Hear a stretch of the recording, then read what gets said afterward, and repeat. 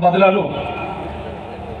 تو ان کا یا رسول اللہ جب آپ نے مجھے چھڑی رسید کی تھی میرا پیٹ ننگا تھا، آپ نے کپڑا پہن رکھا ہے، آپ کپڑا اتاریے تاکہ میں چھڑی رسید کروں۔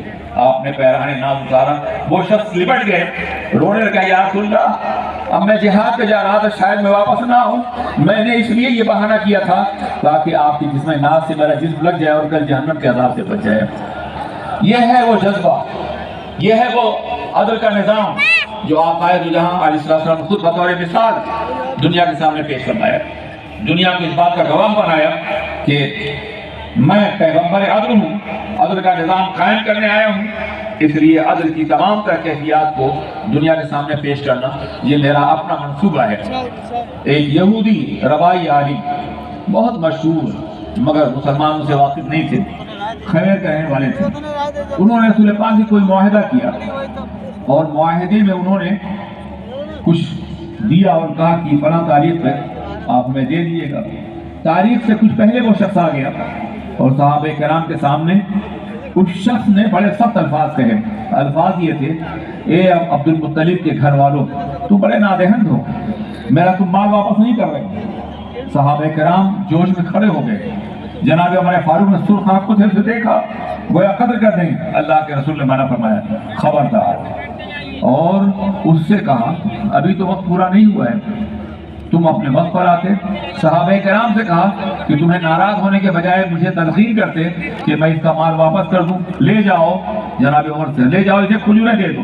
جتنی بھی کھجوریں اس نے دی وہ لے کے اپنے گھر گئے اور کھجوریں اسے دیں، اور کئی سا کھجوریں زیادہ دیں۔ تو کہا یہ زیادہ کیوں دے رہے ہو؟ تو کہا میرے آقا نے فرمایا تھا کہ میں سرخ آنکھیں تمہیں دکھائی تھی نا، اس کے بدلے میں یہ زیادہ کھجوریں دی جا رہی ہیں۔ وہ غرض اٹھا، اس نے کہا تمہیں معلوم عمر میں کون ہوں؟ میں روائی ہوں، ربی ہوں، میں یہودی ہوں، بہت بڑا عالم، بہت دولت مند ہوں۔ میں نے آخری پیغمبر کے بارے میں جو کچھ سنا تھا وہ میں نے پہلے دیکھ لیا تھا، مگر میں نے یہ بھی سنا تھا کوئی انتہائی غصے کے عالم میں، انتقام کی کیفیت میں بھی رحم و کرم کا معاملہ کریں گے اور کبھی ناراض نہیں ہوگے۔ میں نے اس لیے جملہ استعمال کیا تھا، آج میں اسلام قبول کرتا ہوں اور میری دولت نبی پاک خدمت میں ڈال دو۔ یہ وہ عدل کا نظام تھا، یہ وہ تصور تھا جو حضور سید عالم سرور کائنات محمد رسول اللہ صلی اللہ علیہ وسلم دنیا کے سامنے پیش کیا۔ ایک اور صحابی ہیں کہ کسی بھیڑ میں ان کا پیر نبی کے قدمان ناز سے پڑ گیا، جن کے قدموں سے لپٹ جانا ہمارے لیے سعادت ہے، زندگی کی سب سے بڑی عظمت ہے۔ آقا دو جہاں چھڑی سے ٹھوکا دیا، دور ہو جاؤ، اور اس کے بعد وہ گھر گئے، رات بھر سوئے نہیں، کیا میرا پیر نبی کے قدموں کے اوپر پڑ گیا، روتے رہے، اور صبح اس خیال سے واپس آئے کہ میں جا کے سرکار کی بارگاہ میں توبہ کروں گا، معافی مانگوں گا، حضور یہ مجھ سے غلطی ہو گئی ہے۔ وہ آئے تو آقا دو جہاں نے کہا یہ بہت سی بکریاں تمہیں میں دے رہا ہوں، اسے لے جاؤ۔ کہا حضور یہ کیوں؟ کہا میں نے جو چھڑی سے ٹھوکا دیا تھا نا، یہ اس کے بدلے میں تمہیں یہ انعام دے رہا ہوں، اسے لے کے جاؤ۔ وہ تو آئے تھے اپنی غلطی معاف کرانے کے لیے، اور یہاں پیغمبر عالم کا نظام رحمت ان کو باضابطہ نواز رہا ہے، عطا فرما رہا ہے۔ جناب ہمارے فاروق کی مقدس آیت طیبہ دیکھیے، ان کی زندگی کا جائزہ لیجئے، آپ یہ محسوس کریں گے کہ ایک عظیم خلیفہ، ایک عظیم حکمراں جو دنیا کے 30 لاکھ کا رقبے پہ حکومت کر رہے تھے، ان کا یہ عالم تھا کہ ہر بات میں عدل کے نظام کو قائم کرنا چاہتے ہیں، عدل کی حیثیت کو۔ آپ خطبہ دے رہے ہیں، ایک صاحب کھڑے ہو جاتے ہیں، کہتے ہیں عمر یہ جو آپ نے جبہ پہن رکھا آپ کا لمبا قد ہے، جو کپڑے ہمیں تقسیم کیے گئے ہیں اس سے جبہ تو نہیں بن سکتا، آپ نے کیوں پہن رکھا ہے؟ حضرت عمر کے شہزادے عبداللہ کھڑے اور کہا کہ میں نے اپنا حصہ بھی ان کو دے دیا تھا، یہ 2 آدمیوں کے حصے سے بنایا گیا۔ کیا عدل تھا، کیا عالم تھا نوشیروان، جس کے نام سے یہ وابستہ ہے کہ اسے عادل کہا جاتا ہے۔ سرکار مفتی اعظمین کسی کے لیے عادل کا استعمال نہیں کرتے، تو عادل کا تعلق اسلام سے ہے، لیکن نوشیروان عادل مشہور ہے۔ اس کے عدل کے دربار کا ایک واقعہ سنیے۔ اس نے ایک مرتبہ نیا قانون اراضی پیش کیا، زمینوں کا نیا قانون، اور اس نے اپنے درباریوں سے پوچھا کہ میں نے جو نیا قانون پیش کیا ہے یہ حق مبنی پر حق یا نہیں ہے، یہ انصاف پہ مبنی ہے یا نہیں ہے، کیا یہ اچھا قانون ہے یا نہیں ہے؟ سب نے کہا بلا شبہ یہ اچھا قانون ہے، سب تعریف کر رہے تھے نوشیروان کی۔ اس نے کہا نہیں مجھے مت دیکھو، میں تمہیں زبان کی آزادی دے رہا ہوں، آج تم حق کہہ سکتے ہو، بتاؤ کہ میں نے جو نیا قانون پیش کیا ہے یہ مبنی بر انصاف یا نہیں ہے۔ اس نے یہ جرأت دی کہ دبیر کھڑے ہوئے۔ دبیر وہ لوگ ہوتے تھے جو بادشاہ کے الفاظ کو قانون کی شکل دیتے تھے۔ وہ کھڑے ہوئے اور کہا کہ اگر آپ نے اجازت دی سن لیجیے کہ آپ نے مستقل زمینوں پر بھی ٹیکس لگائے ہیں اور غیر مستقل زمینوں پر بھی۔ وہ زمینیں دریاؤں کنارے اور کٹاؤں میں ہیں، کسی وقت بھی کٹ سکتی ہیں اور ختم ہو سکتی ہیں۔ زمین والا دفن ہو جائے گا، آپ کا ٹیکس باقی رہے گا۔ اس لیے میرا مشورہ یہ ہے کہ آپ مستقل زمینوں پہ ٹیکس لگائیں اور غیر مستقل زمینوں پہ نہ لگائیں۔ آپ نوشیروہ کی آنکھوں میں شعلے نمایاں ہوئے، آگ برسا رہی تھی آنکھیں۔ کہا میرے سامنے میرے قانون کا مزہ، اس کے سر پر اس قدر قلمدان توڑو، اس کا بھیجا باہر آ جائے۔ اور پھر دربار نے اس کے درباریوں نے سر پہ قلمدان توڑے، اس کا بھیجا باہر آ گیا۔ یہ نوشیروہ نے عادل ہے۔ اس کے مقابلے جناب عمر فاروق، ایک عام انسان کھڑا ہو کہتا ہے کہ آپ نے جوبہ کیسے لیا؟ یہ عدل کا وہ نظام تھا، یہ عدل کی وہ کیفیت تھی۔ بارگاہ عمر میں ایک مقدمہ پیش ہوا اور آپ نے جناب مولا کائنات سے کہا کہ میرا یقین کہہ رہا ہے کہ یہ شخص مجرم ہے جس کا مقدمہ پیش ہوا ہے، اس لیے میں اسے سزا دینا چاہتا ہوں۔ تو جناب علی پاک نے فرمایا کہ نہیں، وہ جو قانون کا ذریعہ ہے تسلیم کرنے کا، شہادت کا، آپ یا تو شہادت لائیے یا پھر اسے چھوڑ دیجیے، اس لیے کہ شہادت کے بغیر کسی کو سزا دینا یہ اسلامی روح اور قانون کے خلاف ہے۔ کسی بھی قاضی کا، کسی کے جج کا بھی اپنا ذاتی معاملہ اور ذاتی یقین فیصلہ کرنے کا کافی نہیں ہوگا۔ آپ یہ غلط فیصلہ کر رہے ہیں، یا تو آپ اسے چھوڑ دیں یا پھر شہادت لائیں، ورنہ آپ کے اوپر الزام تراشی کی سزا کے دورے لگائے جائیں گے۔ سنیے، یہ جناب عمر فاروق کو کہہ رہے ہیں کہ مولا کائنات آپ نے اسے چھوڑ دیا اور کہا لولا علی لضحک عمر، اگر علی نہ ہوتے تو عمر ہلاک ہو جاتے۔ یعنی یہ عالم ہے نظام عدل کا، عدل نہیں ہوگا تو کبھی امن قائم نہیں ہوگا۔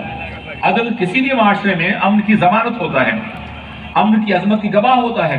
اسلام کی تاریخ میں ایسے ہزاروں واقعات ہیں جہاں عدل کی بنیاد پر وہ سب کچھ کیا گیا ہے جس کا تصور دوسری اقوام کبھی کر بھی نہیں سکتی ہیں۔ اقتدار ملنے کے بعد، کرسی ملنے کے بعد، طاقت ملنے کے بعد ہر آدمی فرعون بن جاتا ہے، مگر فرعونہ کی دنیا میں وہ لوگ بھی ہیں جو عدل انصاف کے بستر بیٹھے ہیں اور اپنی عظمتوں کا لوہا منوا رہے ہیں۔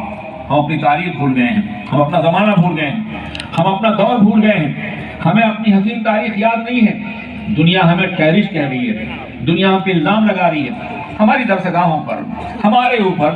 میں عرض کرنا چاہتا ہوں، دنیا میں ایک نمازی مسلمان بتا دو کہ جس نے کوئی ٹیررسم کیا ہو، کسی درسگاہ کے بچے کو دکھا دو جس نے ٹیررسم کیا ہو۔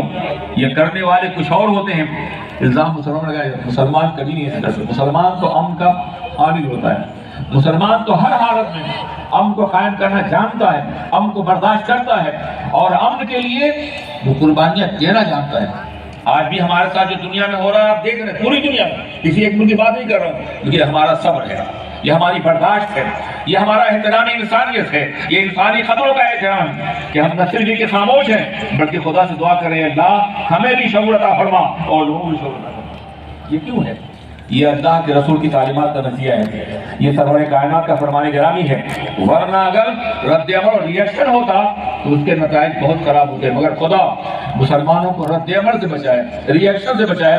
اسلام ایکشن کا مذہب ہے، ریئیکشن کا نہیں ہے، عمل کا مذہب ہے، رد عمل کا نہیں ہے، پیار کا مذہب ہے، نفرت کا مذہب نہیں ہے۔ یہ تعلیم سرور کائنات نے دی ہے۔ حضور رحمت عالم علیہ السلام کی تعلیمات کا خلاصہ یہ ہے۔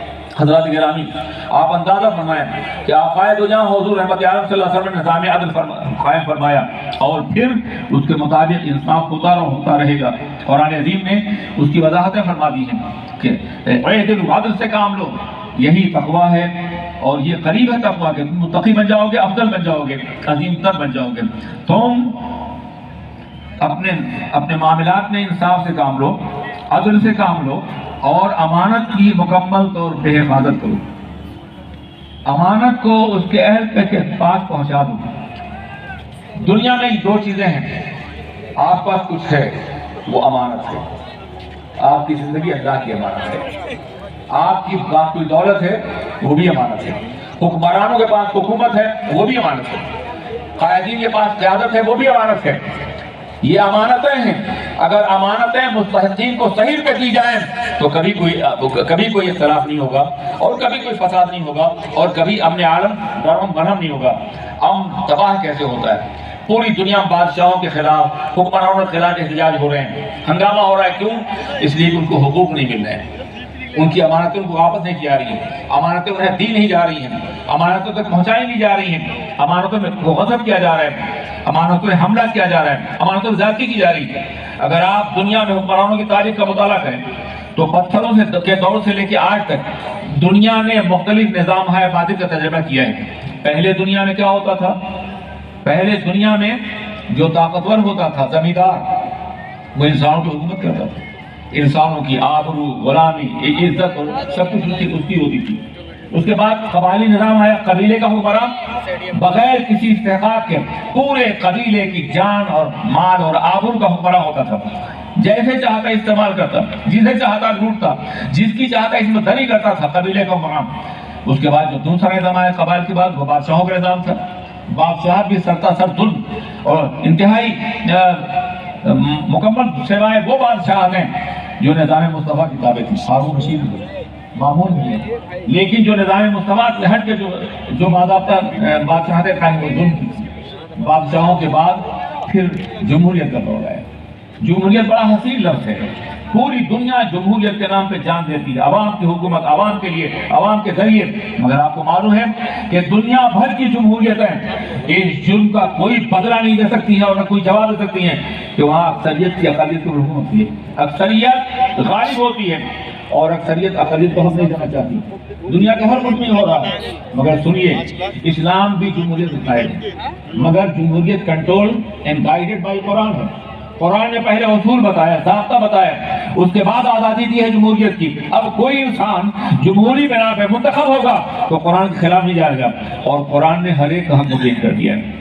कुरान ने अपनों का हक मुतय्यन किया है, कुरान ने गैर मुस्लिम का हक मुतय्यन किया है, कुरान ने मज़लूम का हक मुतय्यन किया है, कुरान ने गरीबों का, कुरान ने कमज़ोरों का, हर एक का हक मुतय्यन है। और कोई भी इस्लामी जमहूरिया में आने के बाद जुल्म नहीं कर सकता, ज़्यादती नहीं कर सकता है। ये वो अदल का निज़ाम है जो कुरान अज़ीम कायम करना चाहता है दुनिया में। काश हम इतने बाशऊर होते, इतने तरक्की याफ्ता होते, इतने तालीम याफ्ता होते कि दुनिया को बता सकते कि तुम किसी निज़ाम हुकूमत पर चला चाहते हो तो इस्लामी आइन, इस्लामी अवतार और इस्लामी रवायत के हवाले से दुनिया में काम कर सकते हो। मेरे अजीज दोस्तों, अब आइए मैं सिर्फ एक बात अर्ज़ करना, वक्त हो गया है, एक बात अर्ज़ करना चाहूँगा। जानते हैं क्या?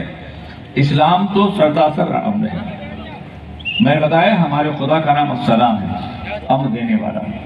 हमारी किताब का नाम किताबुस सलाम है, कुरान अज़ीम, अमन की किताब। हमारे रसूल का नाम रसूलुस सलाम है, अमन के पैगंबर है। हमारे दीन का नाम दीनुस सलाम है, अमन का दीन। हम एक दूसरे से मिलते हैं तो अस्सलाम वालेकुम कहते हैं, सलामती हो तुम पर। हमारी नमाज का खात्मा सलामती के लफ्ज़ पर होता है। यहाँ सरतासर सलामती है, यहाँ सरतासर अमन है। अमन के अलावा हम कुछ जानते ही नहीं है, न हमने कुछ सीखा है और न हमें किसी बात की तालीम दी गई है। हमारा खुदा सलाम, हमारी किताब किताबुस सलाम, हमारा दीन दीन सलाम, हमारा रसूल रसूलुस सलाम, हमारा निज़ाम और आईन इस्लामी, ये सब सरतासर। और फिर हमारी दुआ अल्लाहुम्मा अंतस सलाम व मिनकस सलाम व इलैका यरजिउस सलाम हय्यना रब्बना बिस सलाम व अदखिलनल जन्नत दारस सलाम। अल्लाहु अकबर। ये दुआ है जो हम हमेशा मांगते हैं। ए अल्लाह तू सलाम है, सलामती तेरे जरिए, सलाम माने अमन के, सलामती तेरे जरिए से है, तेरी ही तरफ हर सलामती लौटने वाली। ए अल्लाह हमें सलामती अता फरमा और हमें दारुस सलाम जन्नत में दाखिल कर दे। ये दुनिया दारुस सलाम बन सकती है अगर इस्लामी अमन के पैगाम को आम किया जाए। अस्सलाम वालेकुम।